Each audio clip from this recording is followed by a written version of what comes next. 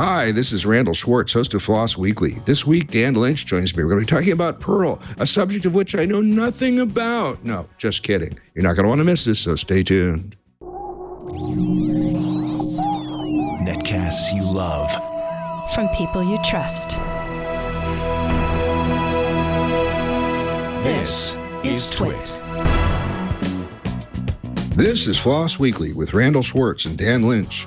Episode 544, recorded August 28th, 2019, Perl. This episode of Floss Weekly is brought to you by NetScout. Meeting the digital demands of today starts with a bold new IT strategy. NetScout is delivering a new perspective, visibility without borders, to guide your digital success in data center transformation.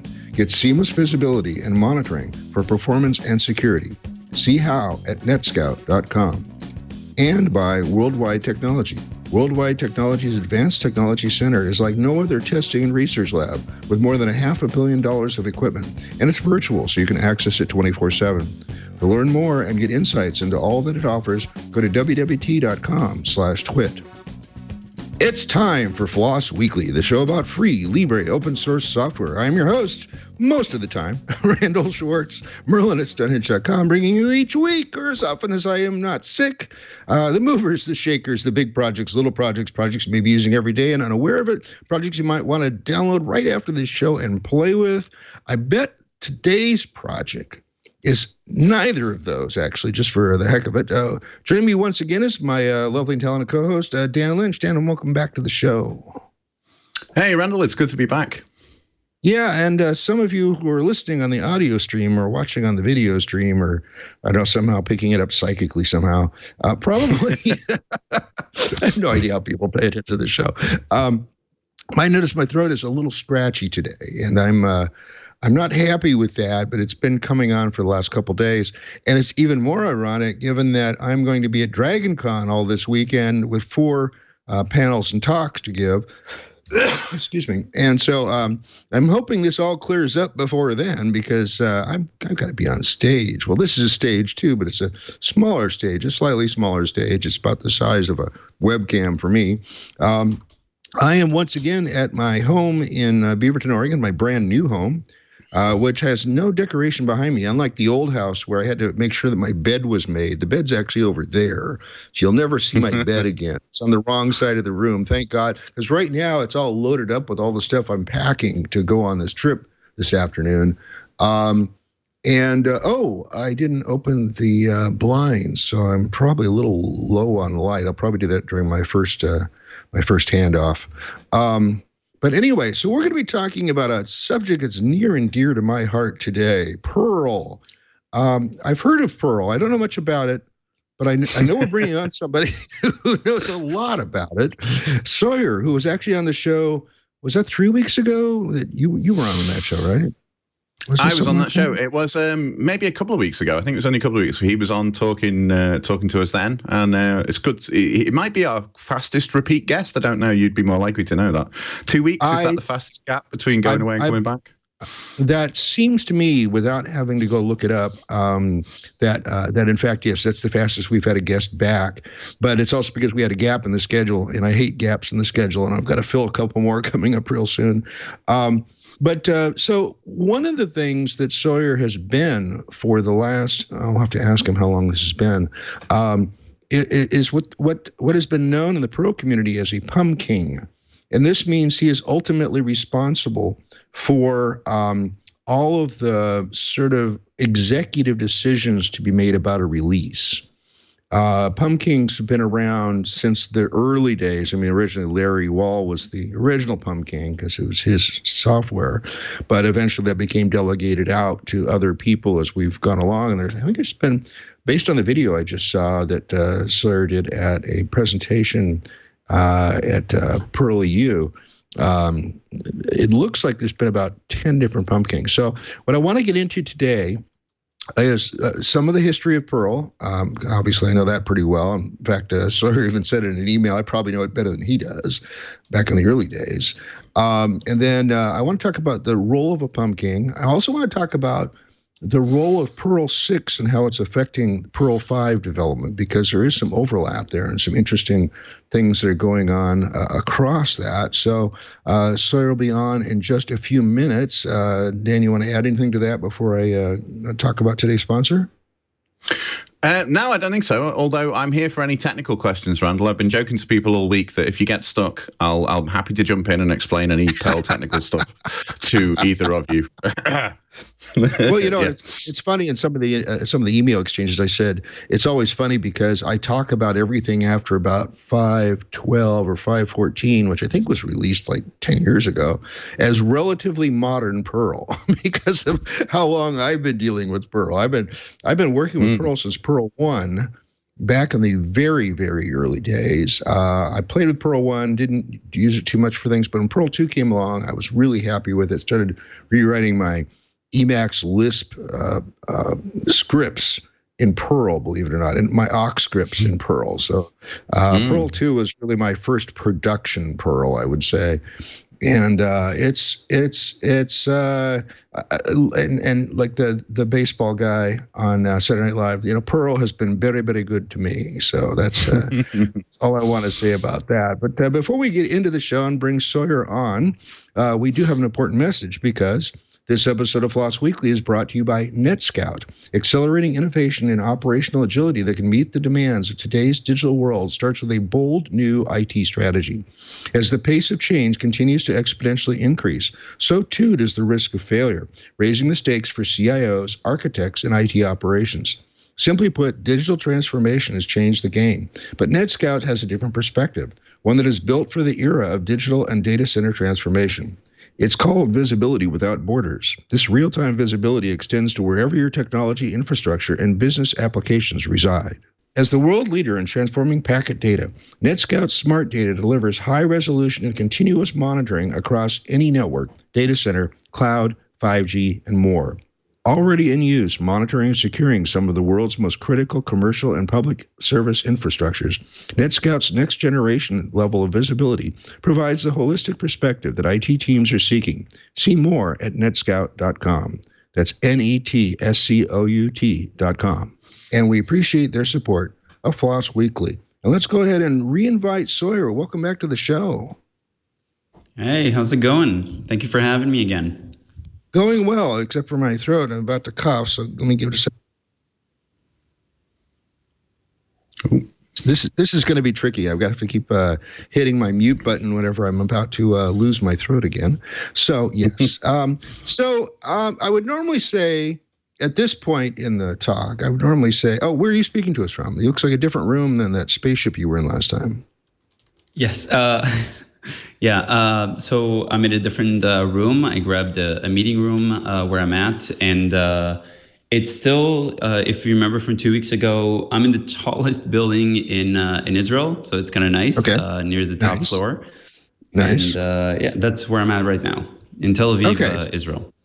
So I'm going to wave in your general direction, although it probably won't matter. It's probably over there somewhere. Although it kind of depends on which way around the world you go, I guess. Well, that's east. I'm waving east. That's probably correct, for at least from where I am on the West Coast.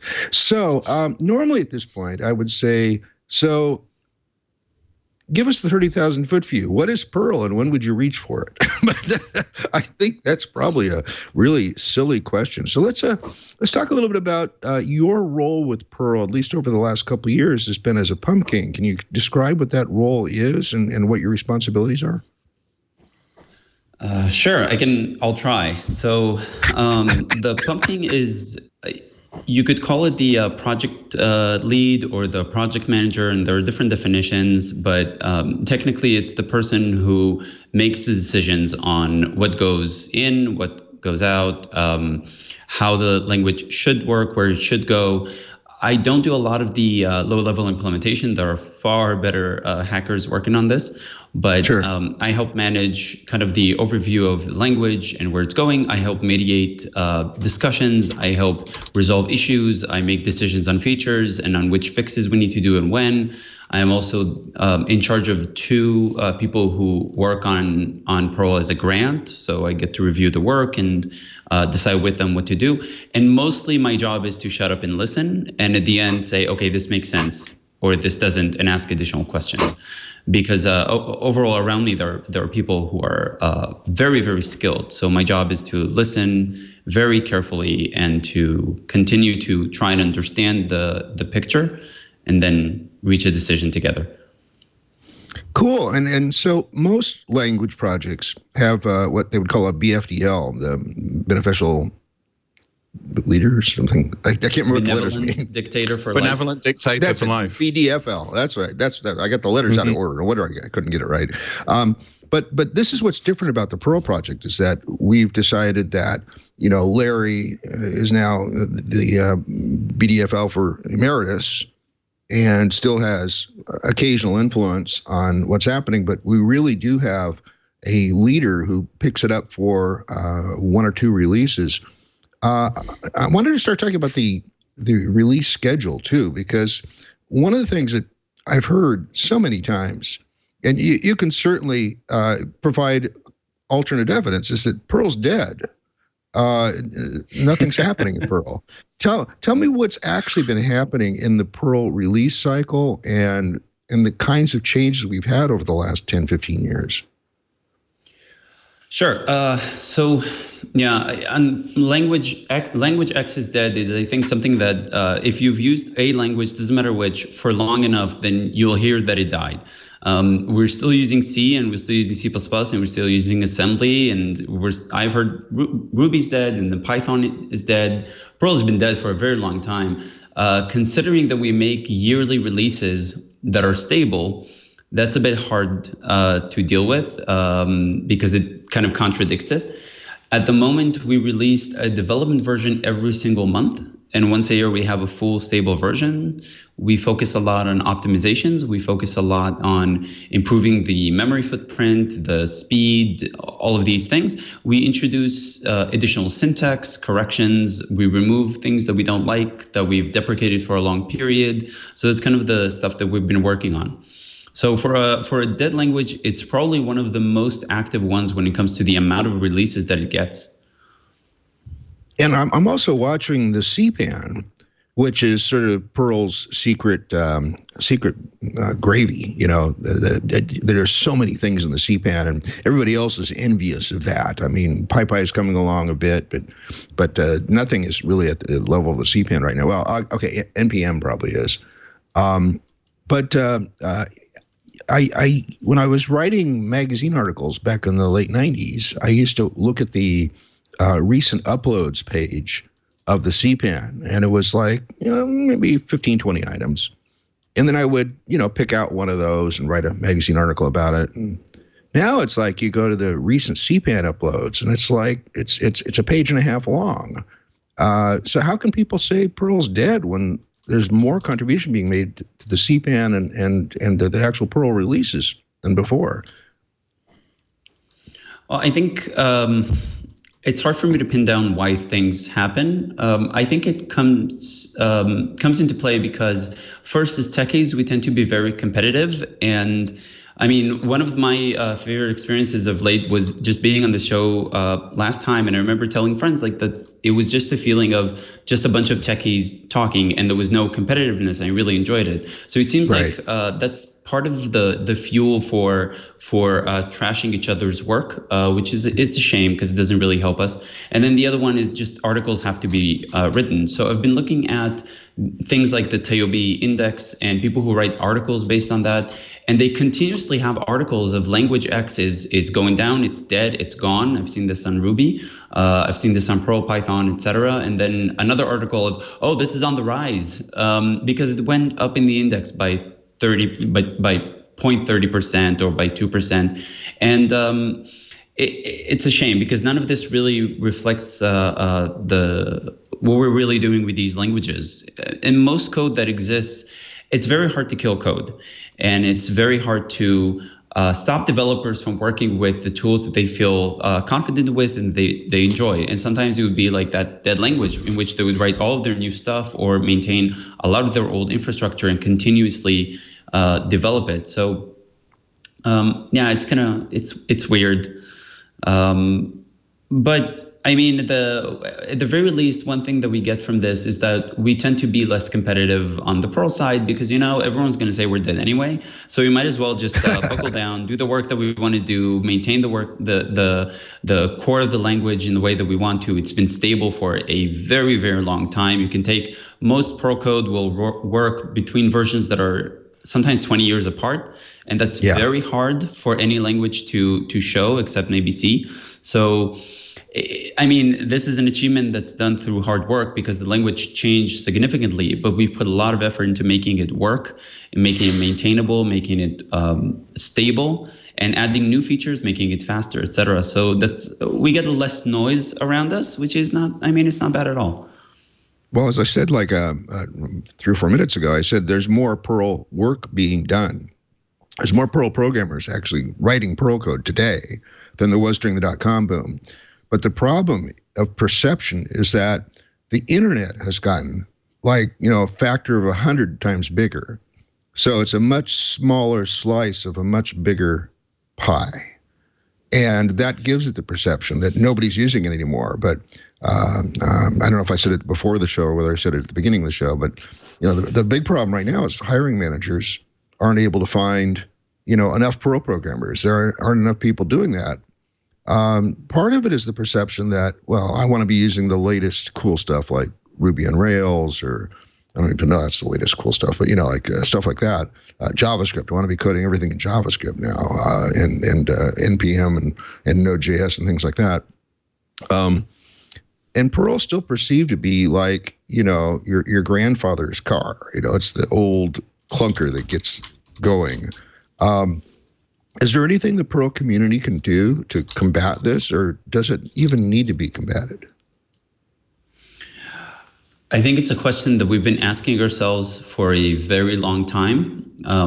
Perl has syntax that is, let's say, less obvious when you compare it to languages like Python. Python tends to be that simple. You see it, you understand it, whereas in Perl, you need a bit of context to understand things. It's kind of a pun there because context means a lot of things in Perl. It's a technical term.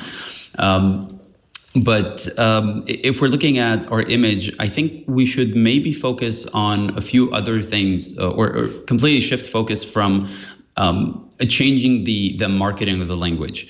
And I think we should be thinking more on how do we make this language accessible to people and become a community that has this language that we make sure is accessible, and that as a community we're accessible. So it would become, what I would like to see is not Perl become the next JavaScript where everyone talks about it and tries to do everything with it, even where it does not fit. But instead, I would like it to be that community where I would go to learn a new language because they put a lot of effort in helping me learn, in helping me progress, in helping me find the right tools. So it would be a place where I can find a home and I can pick up a new skill rather than like this really far away place that everyone talks about, that everyone tries to somehow fit into other things, which it seems to be what we do with languages now. Like we take Go and try to put Go in everything. We take JavaScript, try to put JavaScript in everything. It's not going to work. Perl is the same. It's a language. It doesn't fit everything.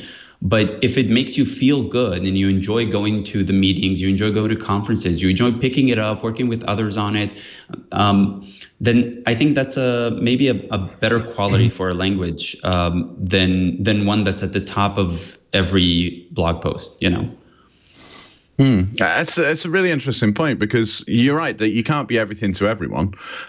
You hear that a lot from some people who will say, "Oh, this language can do anything you want it to do. It'll whatever." But if it's sometimes you need the right tool for the right job, and whatever that might be. I'm thinking for some reason that old saying that when all you've got is a hammer, every problem looks like a nail. I don't know if that's really relevant here, but kind of somehow.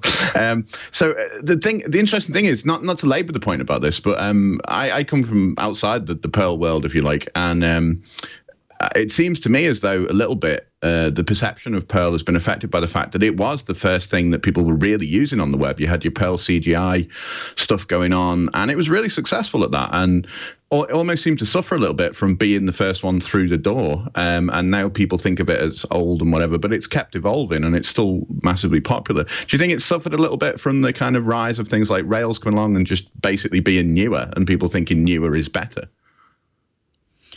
For sure. I think in some cases it's even true. Like if you take a look at PHP, everyone likes to make fun of PHP, which is a shame because there's a lot to learn from this language. They came in and they produced something that is so simple to embed and to use that if you now want to build a product with a shared hosting, PHP is a very good choice. You might not like the features, you might not like the language. There are a lot of things to say against it, but there is a lot to say in favor that none of the other languages can compete with, including Perl. So Perl used to be the PHP where, it's there and it's available, everyone uses it. But now you have PHP and it's far more available for web stuff on hosting, on shared hosting, and having a project that you want to build a product that shared hostings will use, because most people still use shared hostings. So it's a really interesting situation. And for Perl, I think some of it is that, some of it is definitely more competitors in languages. Python added quite a bit to this to the scene. Ruby, Rails came in as a very stable, very nice project. You can see that when you try to stretch these projects, they kind of hit a limit. So Rails is nice until you hit a situation that is not intended. And then suddenly it's a bit more difficult. So from afar, new projects seem like the ultimate solution, and then you get closer and closer. And I think at that point, you're kind of already sucked in. So if you started building something heavy with Rails, for example, as soon as you hit the limit of Rails, you're all in. You can't really get out of it. So I think Perl has been one of those things that didn't have the nice shiny of a few other projects. So it was easy to not get too sucked in. So it was kind of left a bit on the sidelines when you compare it to really shiny things. So I mean, it goes in both ways, I guess.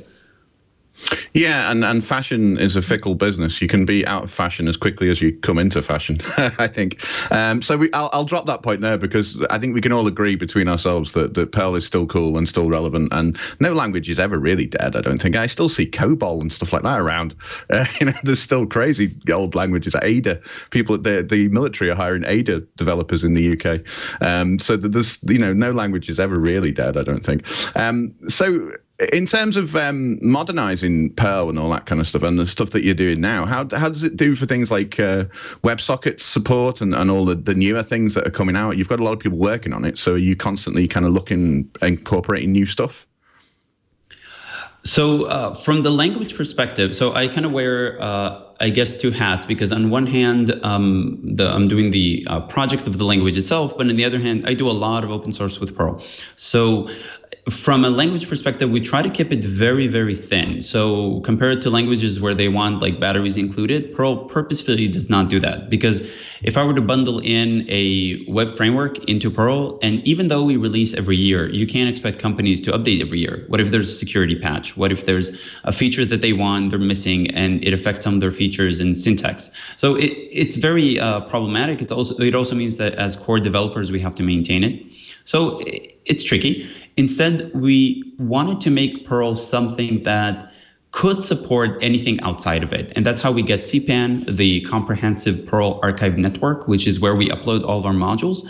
We're really proud of it because it really takes that approach to the extreme. So people can introduce changes with syntax, changes with new keywords, you can create new operators in the op tree. So it's pretty nuts in a good way.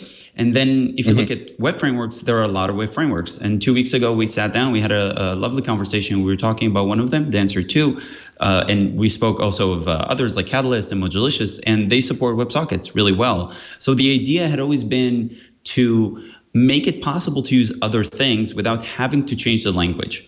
And very rarely do we support breaking one of those. So it will break once in a while. Someone depends on something that, the language does not make this public, but you used it and now we actually have to change it.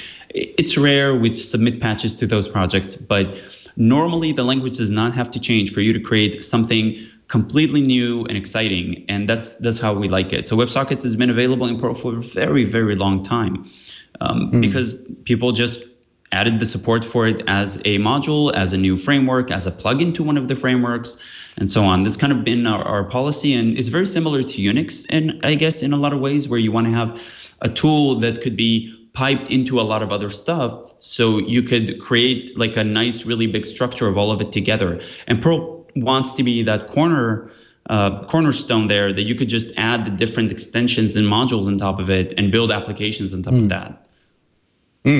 Yeah, and it's great that it's so versatile that you can, it's malleable, I suppose, and you can make it do what you need it to do. And we've got a question from the chat room, actually. So Jonathan Bennett is actually watching and listening, and of this parish, regular co-host of this parish, and he's put a great question in the chat room here. He says, "You don't have to credit me, but I wanted to credit you for this, Jonathan. It's open source. That's what we do, isn't it?"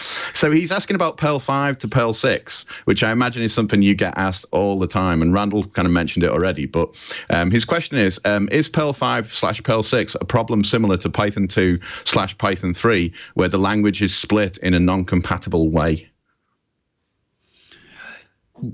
So yes and no. First, hi, Jonathan. Also, it is and it isn't. So a bit of the history on this, and kind of on one leg, how we say. When Perl 5 came out, there was 1, 2, 3, 4, and 5.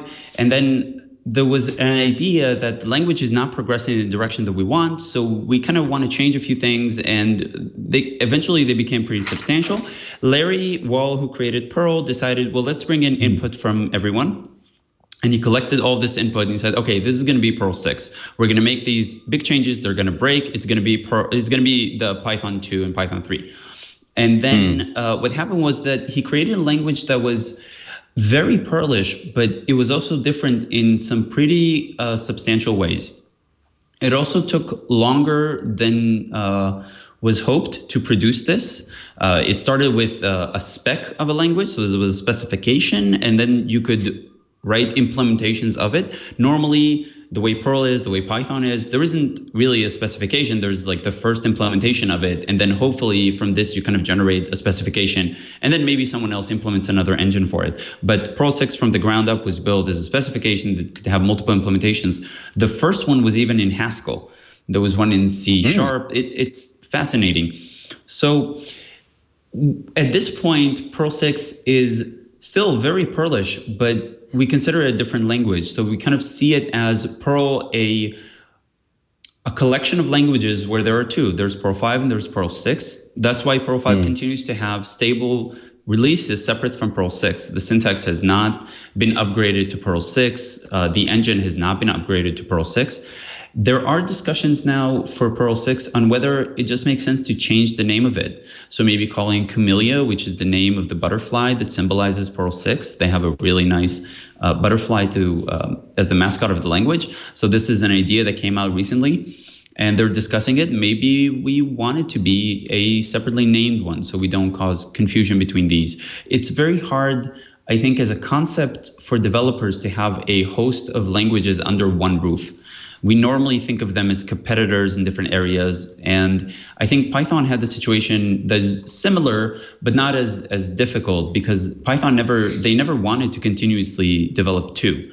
They wanted to move to 3 and that's it. And then it wasn't that easy. People didn't want to move because the changes were so big. Now make those changes way, way bigger to the point that version 2 just continues rolling past 3 and you diverge.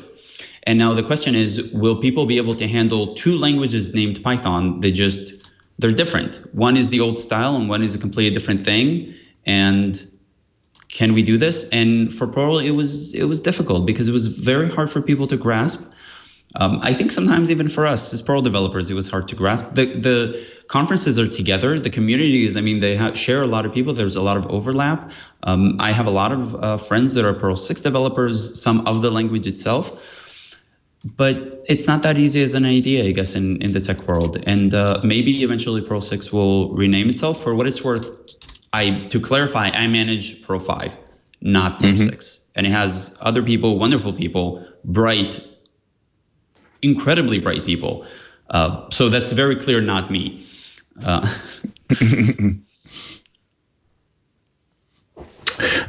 So I was actually going to ask, you kind of answered it in a way, but I was going to ask if it would be easier if the names were changed, because, if they had a different name, it might be less confusing. But then I suppose you've got the other thing is that you are all of the same mind, you're of the same community. So maybe you want to keep together as well. You want to keep that kind of community feel. You know, you're all at the same conferences and stuff and working on similar things, and it's not like you're in different worlds. I'm sure, are there many people who switch from one to the other, or do you tend to find people who are in one, use one, say Perl 5 or Perl 6? It's not both. People tend to be in one of them. People tend to pick one language. I really enjoy people who can work with more than language. I speak more than one language. I love programming in more than one language, but people tend to pick one. They see it as like a job, as their calling, as their bread and butter, and it doesn't change, which not always the best idea in mind. And Perl is not that different. So yeah, but there are a lot of people who are in both. There are a lot of people who moved, who focused a lot on Perl 5, and now they focus a lot on Perl 6. There are people who, as hobbyists, they really like Perl 6 because it's really, they basically took everything that you would love in other languages, crank it up to 11, and put it all in one really nice engine. And there are some people who their fun stays in Perl 5. Honestly, my perspective is more languages is better. That's my general perspective. I like that idea. I like that we have choices and that we enrich each other. We took a lot of ideas from Perl 6. We couldn't implement it as well as Perl 6 because they have typing and laziness and like really, really amazing features that we couldn't even depend on when we wanted to import some of those ideas. So they're definitely something to be jealous of and to pick up and to try and to enjoy.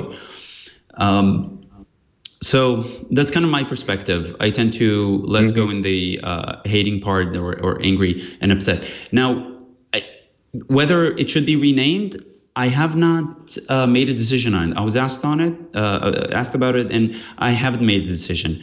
I don't know if I should make a decision on whether it should be renamed because it's not my call.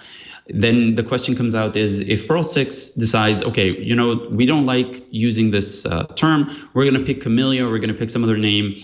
And now my biggest concern is I still want to see my friends. So like I go to conferences to see friends. So now I might not see them. So we're already concerned.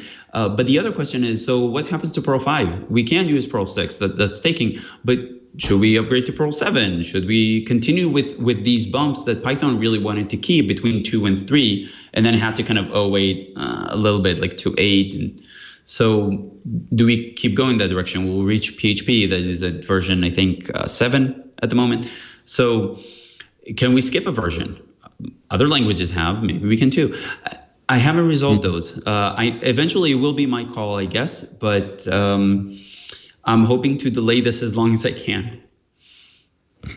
Cool. I have some questions actually about how Perl 6 has influenced some of the recent changes to Perl 5, but we have to save that for a moment because I do have an important message. Because this episode of FLOSS Weekly is brought to you by Worldwide Technology.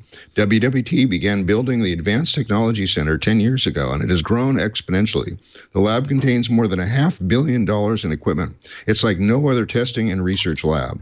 WWT is a trusted partner who stays with you over the years. Many of their customers have been with them for over a decade because they know WWT is where they can go to get the answers they need to make sure their business runs right. Their ATC is an incubator for IT innovation. Hundreds of on-demand and schedulable labs representing the newest advances in multi-cloud architecture, security, networking, primary and secondary storage, data analytics, and AI, DevOps, and so much more. Learn about the products before you launch. WWT engineers use these environments to quickly spin up proofs of concept and pilots using the sandbox so customers can confidently select the best solutions. In many cases, this reduces concept time from months to weeks, which increases speed to market. They offer Lab as a Service, a dedicated lab space within the ATC. Here, customers can perform programmatic testing using the vast technology ecosystem that the WWT has already built. It's virtual, so you can take advantage of ATC's unique benefits anywhere in the world, 24/7. WWT engineers work in these labs every day, beta testing new equipment and building reference architectures and custom integrations to help their customers make decisions and see results faster and with much less investment. The time is finally here. WWT has launched their new digital platform encompassing the ATC ecosystem. This ecosystem creates a multiplier effect of knowledge, speed, and agility, anytime, anywhere, around the world for their customers. Get access to articles, case studies, hands-on labs, and other tools that make the difference in today's fast-paced world. To learn more about the worldwide technology and join the ATC ecosystem, go to wwt.com/twit and create an account today. WWT simplifies the complex. That's wwt.com/TWIT. WWT, delivering business and technological outcomes around the world. And we thank WWT for their sponsorship of FLOSS Weekly. So, Sawyer, in your opinion, has some of the design work that went into Perl 6 influenced anything that's happening recently in Perl 5 over the last 10 years? No. We have tried. Great answer. So no, it's so I'm trying to figure out how to phrase it. So we wanted to grab a bunch of stuff from Perl 6. If you bring on someone from Perl 6 to the show, I think they really could blow us away with the set of features that they have and how smoothly they interact. So it's kind of, you take what we really liked about Perl 5 and you put some really serious steroids on that, and that's what you get. And we wanted to take some of those. And the problem is that I think it's very similar to why other languages have a hard time stealing from Perl 5. If you look at, there had been attempts. So if you look at use strict that came into JavaScript, a new specification of ECMA, and you have like in strings use strict comes from Perl. The dollar for jQuery, funny enough, I had a short interaction with a person who wrote jQuery. It came from an homage to Perl because he used to develop in Perl. There are introspectable variables and stuff like that that trigger events when you touch them and all that. In Perl 5, we've had it for over 20 years. We call it magic because you touch it and then you run something. But our attempts to steal from Perl 6 did not work because I think those things kind of fit together really well in the mindset of Perl 6, whereas in Perl 5, we don't have all of the cake. So picking parts of it doesn't fit together.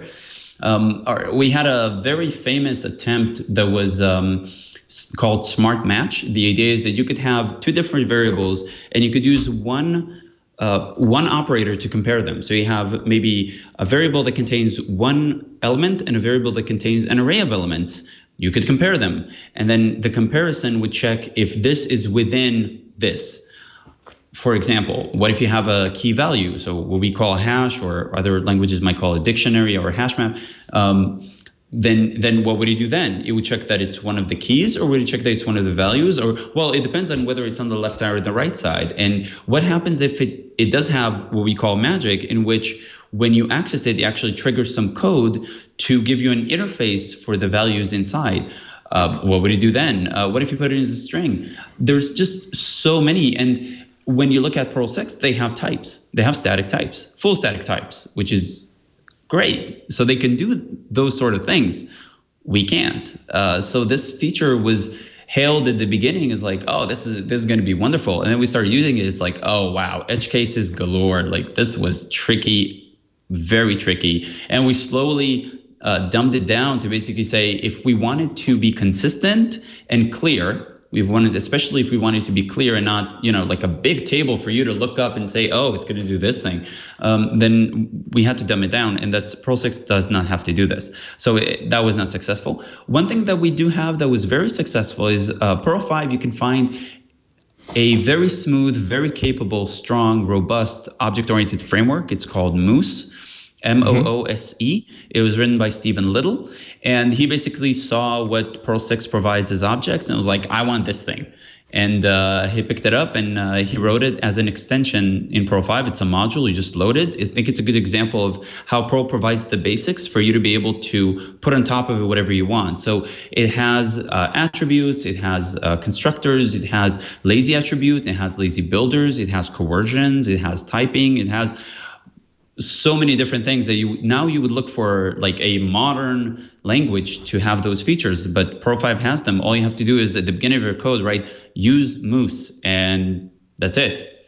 So that was more successful, but that wasn't bolted into the language. It was just built on top of it as an extension. I understand there was still a few things that had to be added to the language to make Moose work better, but maybe I'm misremembering these days. And also, I had to say, I called early on that Smart Match was going to be a big mistake. It just looked like too much magic on both sides of the operator, and I went, okay, there's no way this is going to get it right for all the edge cases. So I'm kind of happy it's been dumbed down, and it was also fundamental to the switch statement, right, or the case statement, whatever it's called. Yes, that was also something we thought. Well, if we have this, just have it connect with the whole switch statement that we have, and. Yep, that was not. I'm sorry to say it was a lesson that we learned. And I think when someone talked to me about JavaScript adding the ability, I think it was in JavaScript, adding the ability of variables to have code run when you access them in different ways. And they were sharing like, oh, this is revolutionary and it's crazy. And I was sitting down, like, we have this for 20 years. We have a list of complaints with it that come from history. And I remember having a conversation with another guy who was developing in Java and said, oh, yeah, tell me about seeing from the sidelines people making the same mistakes. So I guess it's the voice of experience there. And I believe I have a question from the chat room, I think it was. I'm not sure who asked it. Maybe Jonathan did. Pumpking with a P or pumpking without the P, and where did that name come from? So the term is pumpking, so like the pumpkin, but with a G at the end. And it comes, so Perl is very good. It's very like Unix or like hacker culture, I would say, where there are a lot of really small jokes that you have to explain a whole lot, and then people go, oh, that's funny. So it's very free software, very open source, very geek stuff. And there's a joke of how it comes from a term that was used at a company that one of the developers of the language worked in, where there was the person who's in charge of the patch, and that was he would have a pumpkin because a pumpkin grows in a pumpkin patch, and it was like a physical pumpkin, and the person who held it was the pumpkin, and he was the person and it's available in the Perl history file. So if you go to the Perl code, there's I think it's under the pod directory. Pod is the plain old documentation. It's the format we use. And you open Perl hist, or if you go to perldoc.org, you can find just Perl hist for history. And I think that's where you can actually find the short story or the background for this. And I have received a physical novelty pumpkin when I took on the role. So I still have it with me. Does that mean Halloween has a special significance for you guys? Like a special pumpkin, Perl pumpkin thing? I'm sorry, I didn't hear the question. So I was just saying, does that mean Halloween has some kind of special significance for you guys? Like a Perl pumpkin celebration, maybe? No, but I did have, so once for a conference, someone shared a picture of this suit that was worn by Tom Hanks at some SNL thing, and it was all like pumpkins, and it was because of Halloween. And they said, if I get this, will you wear it to a conference?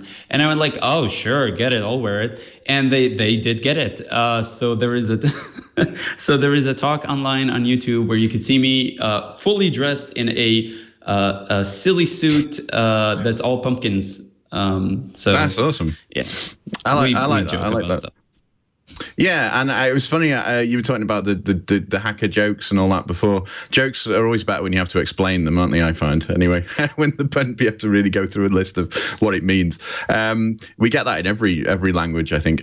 So I wanted to ask a bit about, I suppose, a bit about education, really, because one thing that we've seen a lot in the UK, I don't know how it's been over in the US and other countries, is that things like what's really kind of given Python a big boost is it being kind of fundamental to a lot of the educational curriculum over here. So with the Raspberry Pi, people were like, oh, we'll start doing stuff, and the kids seem to get into it. It seems to me like Perl could use some of that kind of, I don't know, is that something that you guys think about, or you think maybe we should, I don't know, have some more educational kind of materials and stuff, and maybe getting kids into Perl in school, because that seemed like a great way to bring in a new generation of developers potentially.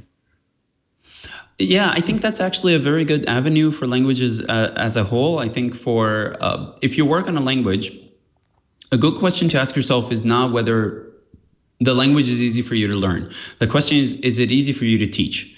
And a good language is a language that you could teach easily. I mean, it doesn't mean that the language is good or bad, but it definitely means their documentation is good or bad.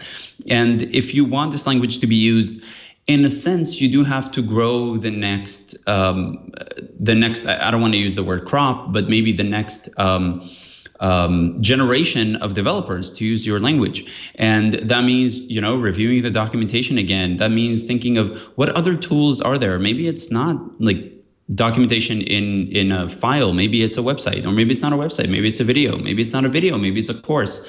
And I think these are definitely some of the things that I've been thinking about for the language. I think we should focus a lot also on changing the documentation to make it more accessible, more readable. Perl has a high steep of learning. Like there's no way to get around that, because Perl kind of brings you into some serious depth at the beginning, and then later it actually becomes easier. I mean, I won't say that Perl never surprises you.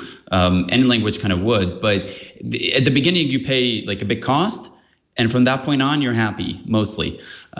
So that's something that's harder when you have new people. So how do you make that easier? It's which patterns do you teach? One of the things that we love about Perl is we always say, Tim Tody, there's more than one way to do it, which there should be more than one way to do it in any language, because you optimize for speed, for maintainability, for memory, stuff like that. So you can always do it in one way. If you can't do it in more than one way, then you cannot optimize and you can't pick a solution that would fit. Now, the question is, should you teach all of them? And I think some of our culture has been like, oh yeah, let's just teach all of them. Let's show you every possible way to open a file. And in most cases, they're like, I just want to read like a line. I don't really care. So I think it's also for us, it's picking our battles when you document and when we share things. And then from that point, finding really the simplest things to share, the simplest ways to share the basic stuff. And then when you need to know how to open a file so you could read and write at the same time, streaming while doing this, with that, atomically, then okay, that's the deep end. You'll get to the deep end by yourself.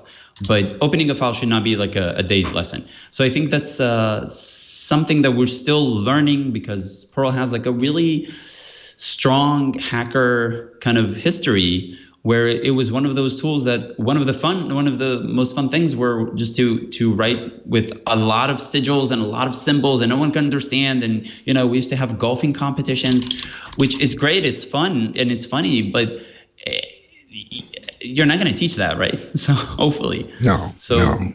We need to kind of lose that hacker culture a little bit to like the young hacker culture, kind of bring new people in. One of the most important problems I had while I was writing Learning Perl and Intermediate Perl was figuring out what to leave out. And it's funny because what I did was I would write the exercises and their answers and then build the chapter around that. And that's why nowhere in Learning Perl do I mention the length operator, because I never needed it for anything I was doing in the answers.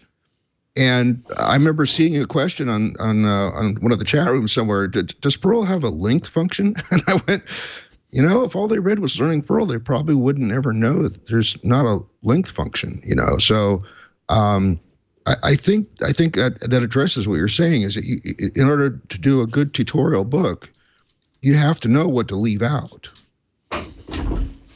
Absolutely. I think it's like that with documentation of a language. That's the official stuff. It's when you make a video. It's when you teach a course, because I do a lot of teaching, so it's there. And right. I think sometimes it's when we give explanation to colleagues. You kind of pick how you want to explain it. You don't start from the deep end. So we should do the same.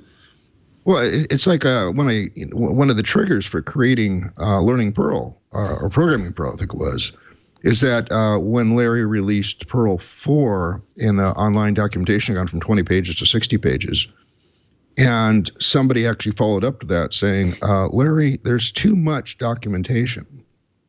And I understood what they meant. They meant that we were covering every option of every function and everything, and you didn't know where the little end of the language was. You didn't know where to start. And luckily, I'd had a lot of technical writing experience where we had a certain pattern when I was writing for Tektronix. where you'd have like a learning guide and a procedures section. It was kind of the cookbook section became eventually, and then a command reference. But the reference was deep in the book. You started out with, here's just a bunch of walked through examples, so you could get a sense of the scope of the language without having to learn the whole thing to begin with. And that created award-winning books. I've got awards on my shelf over here. From having written books that were well accepted by the technical writing community of Portland, Oregon. And that's what led to the success, I believe, of the Camel book, is that I already had that under my belt. So between me and Larry, we were able to figure out, luckily we had similar writing styles, so we were able to figure out how that Camel book should actually come together. And I did the similar thing in Learning Perl. I said, what can I leave out? What can we just drill through without having to cover every parameter of every command? And that's a tricky skill to have, is what to leave out. Yeah, for sure. I mean, for a language that's been around for a very long time, Perl has definitely accumulated a lot of abilities, a lot of features. Most of them are actually optional. A lot of the idioms that we have are like really interesting combinations of them. And much like a spoken language, you don't plan out every sentence a person is going to say, and sometimes you get expressions that you didn't think about when you wrote the words down. So this, I think it's really fascinating, but it also means that you won't be able to learn all of it at once. That's probably daunting for a lot of people, and I think we could improve in that for sure. And the thing that we like the most about Perl is that we could just, we call it whip aptitude. We just say, oh, I need to go through a directory and compare the size and then do a SHA of each one. And then I could probably do it in Bash script, but my Bash is not that good. And I would want to connect it to a database here and a thing here and a thing there, which would be a lot of pipes, but that's really what programming is. And then I guess I could just whip out a script in Perl in like 1 hour and I'm done. And this would have taken me like an entire weekend. And that's what we always liked about it. But it is very hard to do this if I have to read everything. So that's definitely something that we're working really hard on improving. And I hope that will end up being one of those languages where you say, okay, maybe I don't read about everywhere, but if I want to pick it up, even if it's just for fun, it's going to be a very fun task. It's going to be a very fun experience and very rewarding. And I'm going to have also a community that I really would enjoy being in, that is very supportive of me learning a new skill. Well, we're at the bottom of the hour. Time goes by so fast on this show, which is also good because I think my throat is about ready to totally give out. So I've got to get the rest of the show done before I lose my throat entirely. Is there anything we didn't ask that you want to make sure our audience is aware of before we have to let you go? Sure. Okay. I'll try. So I do want to say that despite all that you read, Perl actually sees a lot of frequent releases. There is a stable release every single year with new features, new syntax, new abilities. It's much faster, it's much stronger, and it could do more. And it does that every year. So try it out and go to perl.com, perl.org, and pick up the language, take a look at what you could do with it. It connects really well to other things. It has fantastic regex support. It is really fast. It has incredible Unicode support. And it could probably do the same thing that you do elsewhere. And maybe it'll fit the way you think better because it's really, really, really flexible. So you get to kind of impose the way you think, which is actually nice rather than the language doing the opposite to you. So pick it up, try it. You might enjoy it. Yeah, I'd certainly recommend that as well. And also, I think I know the answer to one of these two questions, but what's your favorite scripting language? I had this last time. I don't have a favorite scripting language. When I have to write like small scripts, I use Perl, which I consider a full-blown programming language rather than scripting. We used to talk about it as scripting because you would read a line, execute, read a line, execute. But Perl fully compiles your code before it runs it. So I remember that answer from last time, and I don't remember the answer to the other one, but what's your text editor? I love Vim, and my plan is actually to pick up Emacs because I think having those two skills would be really nice, and I think each one could teach me different things. And who knows, maybe I'll enjoy doing Emacs more, or maybe I'll pick up Vim only for certain things while I'll pick up Emacs for others. And I really like editors, I really like technology, so I've been stuck in Vim mostly out of laziness. I'm not that good at it. Every day I pick up like one nice small trick. But Emacs is definitely on my list of like, wouldn't this be fun to also do Emacs? So hopefully next time we talk, I'll say, yeah, my new editor is Emacs. Well, I've got to say, Emacs Lisp is where I originated the concept for the Schwartzian transform, because I had to get a bunch of stuff sorted, and so I did the map, sort, unmap stuff, just like I did in the Schwartzian transform, which was not named by me. It's not my name. I'm not that vain. That's a long story, though. I did not name that after me. That's just, it's got my name on it now, but that's how it is. Sawyer, it's been great having you on. Thanks for coming back so quick. I'd be happy to have you on again in a year or two if you have more things to talk about Perl or anything else, actually, that you're working on. That sounds like a lot of fun. But thanks for coming on the show again. Thank you very much for having me. It's been it's a pleasure to sit with techies who we can just geek out, and it's a lovely experience. I really enjoy it. And we did, in fact, do that. This was probably one of the geekier shows that I've had in a while, because this is not necessarily about end user stuff. This is about programming. So that's how it works. So thanks, Sawyer. And that was Sawyer talking to us about Perl. What do you think there, Dan? I thought it was great. I mean, as you mentioned, Sawyer was on a couple of weeks ago, and he's a really great guest to talk to, because he always comes up with really interesting answers, I think, and it's a really good.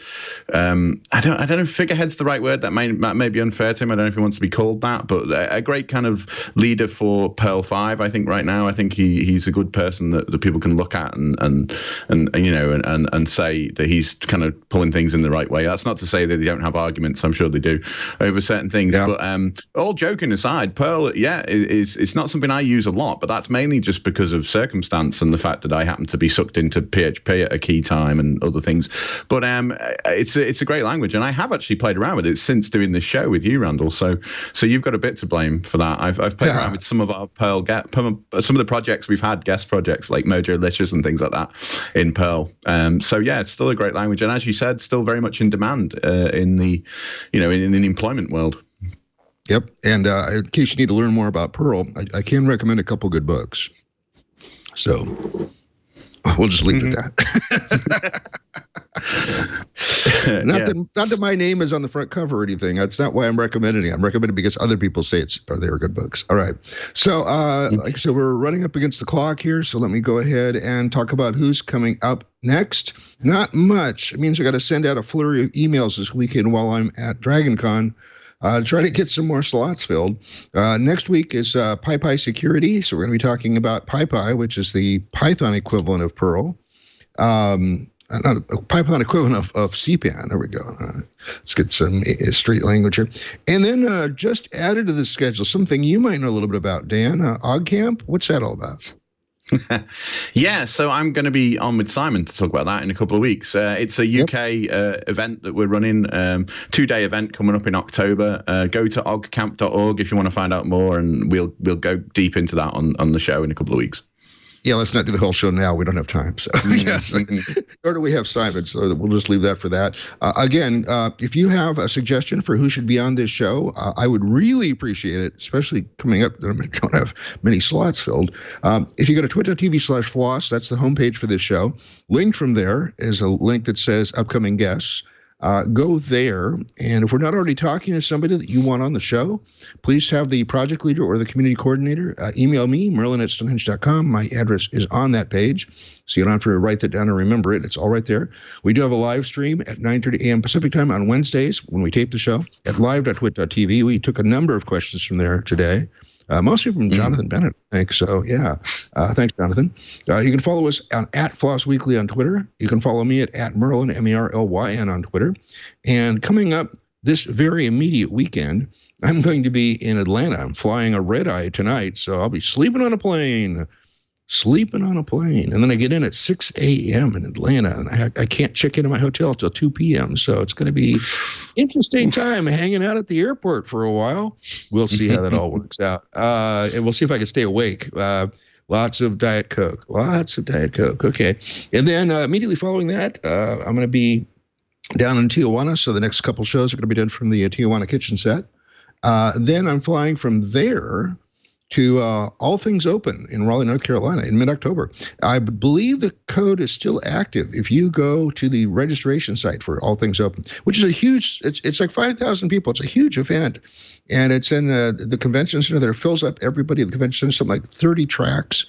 It's one of the craziest shows I've ever been invited to. And the guy that does it is such a wonderful guy, and I can't remember his name, sorry. I'll remember later after the show is over always. But if you go to their registration site, and you enter FLOSS Weekly, all lowercase, one word, you still get the best possible rate to subscribe to the show. And it's even better than the early bird rate that they're currently offering. So go for that. And see if you see me at either of these, please come up. I'm going to be doing 3 panels and 1 solo gig at DragonCon. And I'm going to be wandering around trying to make my way through the habit trails the rest of the day. We basically take over all 7 hotels in downtown Atlanta. It's a crazy show. I love this show, though. And it looks like it's not going to rain this year, because when it rains, it's also really muggy. So I'm hopefully not needing to take all my rain gear with me, but we'll see. Anyway, anything you want to plug there, Dan? No, just to follow me on Twitter, at Method Dance, probably the best thing. Although I very quickly, I was going to say, I'm a bit worried about your throat, Randall, with breathing all that fire at DragonCon. You've got to be careful about that. Yeah, exactly. Yeah, don't breathe in too big on that. Yes, definitely.